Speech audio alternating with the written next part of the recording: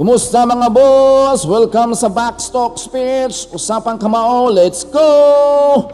Pero bago ang lahat, paki-subscribe, like, and share muna mga boss. And don't forget to hit the notification bell para lagi kayong updated sa mga videos natin.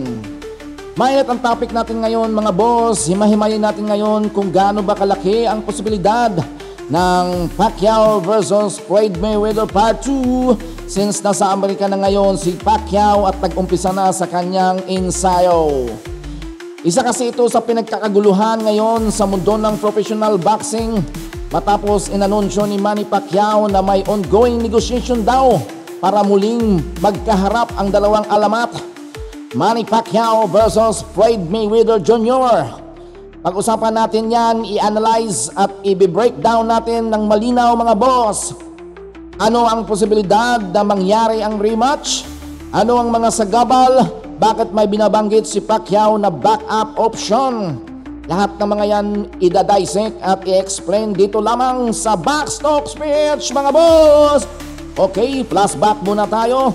Unang naglaban si Pacquiao at Mayweather noong May 2015. 10 taon na ang nakalipas mga boss sa Las Vegas. Nanalo si Floyd via unanimous decision. Isang 12 rounds welterweight bout sa 147 pounds. At alam natin ito lahat mga boss. That was the richest fight in the boxing history. Kumita ng halos $600 million. Nag-set ng pay-per-view record. Sobrang laki ng kinita nito mga boss. Pero aminin natin, disappointing ang laban mga boss. Kung may award para sa most boring mega fight of all time, baka grand champion pa yung laban na ito mga boss.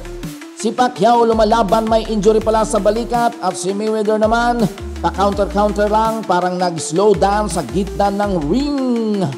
Mas marami pang action sa comment section pagkatapos ng laban. Marami pang ang nagkadimandahan dahil ayaw bayaran ng ilang fans ang pustahan. Ang dahilan, ang sabi nila, kung alam namin na injured si Pacquiao, hindi kami pumusta. Iba talaga ang Pinoy pag natalo sa pustahan mga boss, biglang naging abogado. So bakit bigla ulit interesado ang mundo sa Pacquiao Mayweather 2? Simple lang mga kaibigan.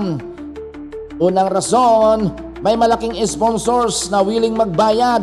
Unang-una na dyan ang Netflix mga boss. Yes, Netflix mismo interesado i-sponsor ang rematch mga boss. Remember Jake Paul versus Mike Tyson noong 2024? Kumita ito ng 18 million live viewers at umaabot sa 65 million total streamers worldwide. Grabe mga boss. Bumumang stocks ng Netflix pagkatapos noon mga boss. Kaya ngayon sabi nila, kung kumita kami sa Jake Paul versus Tyson, ano pa kaya kung Pacquiao versus Mayweather? Edi jackpot na ulit ang Netflix mga boss. At hindi lang Netflix pati si Dana White at Riyadh season ni Turkey Al-Sheikh interesado rin mag-sponsor sa laban mga boss. Lalo na kung aatras man ang Netflix. Ibig sabihin, may pera dito mga boss. May gustong maglabas ng sandamukal na salapi. At kung may pera, may laban. Pero, ano ang pinakamalaking sagabal, mga boss? Isa lang talaga. Ayaw ni Floyd Mayweather na itaya ang kanyang unbeaten record. Si Floyd kasi, alam na natin lahat yan, mga boss. Super protektado ang kanyang 50-0 record. Balikan natin noong 2015. Retirado na siya sa 49-0. Pero bumalik siya para lang talunin si Conor McGregor at gawing 50 wins ang record niya. Bakit? Kasi ayaw niyang katabla si Rocky Marciano, which is si Rocky Marciano ay 49-0 din mga boss. Gusto niya solo fight ang 50-0 at mula 2017 hanggang ngayon, lahat ng laban ni Mayweather ay exhibition lamang. Hindi counted sa record mga boss, puro pangkaskas ng pera lang. Ngayon, kung totoong laban ang harapin niya kay Pacquiao, nako mga boss, yan ang kinatakutan niya. Kahit confident si Floyd na kaya niyang talunin ulit si Pacquiao, ang takot niya ay, paano kung sa dulo ng karir ko, saka ako tatalunin ni Pacquiao, sayang naman ang 50-0 ko. At tama naman siyang kabahan. Imagine si Pacquiao ay nasa 46 years old na. pero nakayanan pa niyang makipagsabayan kay Mario Barrios for 12 rounds. Kita nyo naman yun, boss, kung ika nga sa dalaga may asim pa si Pacman, mga boss. So yan nga ang malaking problema.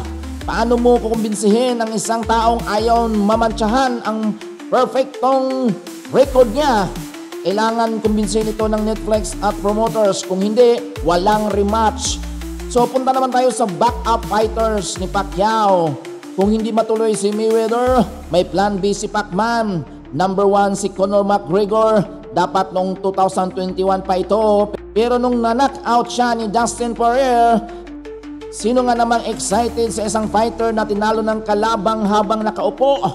Literally nakaupo. Yes, naupo siya sa canvas, mga boss. Bagsak si Conor McGregor. So dito sa second option, which is imposible itong mangyari, pero kinonsider ito si Vasily Lomachenko, dating 3 Division World Champ. Pero ito nga ang problema, nagretiro na nga si Loma nung June pa. Pinakamabigat niya ay 135 pounds. Kay Pacquiao naman ay 147 pounds. So imposible talaga silang magtagpo, mga boss. Kung pipilitin, exhibition lang ang pwede. Pero kung exhibition, walang mga fans na mapatol niyan, mga boss. Walang rivalry, walang storyline, walang history. Iba rin kultura kapag Pacquiao versus Mayweather. May hugot, may unfinished business, may kuryente pa. Kaya ba talagang mangyari ang rematch? Kung pera na pera lang ang pag-usapan, yes, 100% posible yan mangyayari. Madaling magpa-desisyon ng tao pag pera ang kausap, mga boss. Pero kung record, ego, legacy ang usapan, dyan magiging komplikado, mga boss.